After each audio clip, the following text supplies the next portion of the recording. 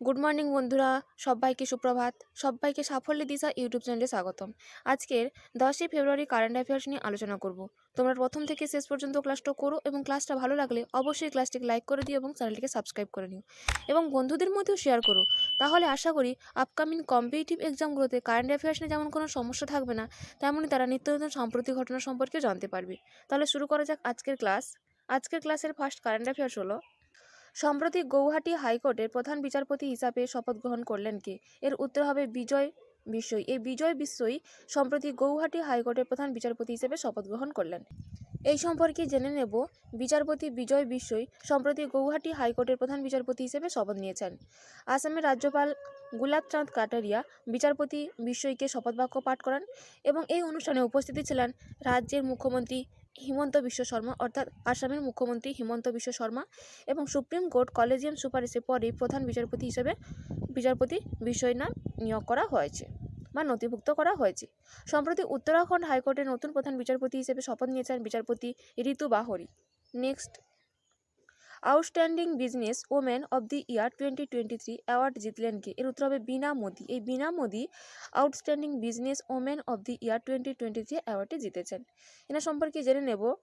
মোদি এন্টারপ্রাইজের chairperson doctor বীণা মোদি ভারতের প্রতিরক্ষা মন্ত্রী রাজনাথ সিং কর্তৃক outstanding business woman of the year 2023 পুরস্কারে ভূষিত হয়েছেন।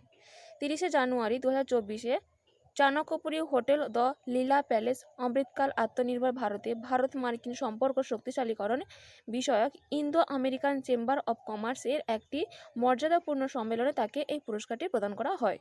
Next, national high speed rail corporation এর ম্যানেজিং ডিরেক্টর পদে নিযুক্ত হলেন কে? এর উত্তর হবে বিবেক কুমার গুপ্ত। এই Vivek Kumar Gupta national high speed rail corporation এর ম্যানেজিং ডিরেক্টর পদে নিযুক্ত হলেন। নেক্সট, সম্প্রতি ভারতরত্ন পুরস্কার পাচ্ছেন কে? এর উত্তর হবে লালকৃষ্ণ আদবানি। এই লালকৃষ্ণ আদবানি সম্প্রতি ভারতরত্ন পুরস্কার পাচ্ছেন। ইনি কে ছিলেন সেটা জেনে নেব। ভারতরত্ন পাচ্ছেন বিজেপি প্রবীণ নেতা তথা প্রাক্তন উপপ্রধানমন্ত্রী লালকৃষ্ণ আদবানি। ইনি সম্প্রতি ভারতরত্ন পুরস্কার পাচ্ছেন। নেক্সট, বোট সংস্থার ব্র্যান্ড অ্যাম্বাসেডর এবং স্টেক হোল্ডার হিসেবে নিযুক্ত হলেন কে? এর উত্তর হবে রণবীর সিং। এই রণবীর সিং বোট সংস্থার ব্র্যান্ড অ্যাম্বাসেডর এবং স্টেক হোল্ডার হিসেবে নিযুক্ত হলেন। নেক্সট, গ্লোবাল ব্র্যান্ড গার্ডেনশিপ ইন্ডেক্স 2024-এ ভারতের শীর্ষস্থান অধিকার করলেন কে? এর উত্তর হবে মুকেশ আম্বানি। মুকেশ আম্বানি গ্লোবাল ব্র্যান্ড গার্ডেনশিপ ইন্ডেক্সে 2024-এ ভারতের শীর্ষস্থান অধিকার করলেন। এ সম্পর্কে জেনে নেব।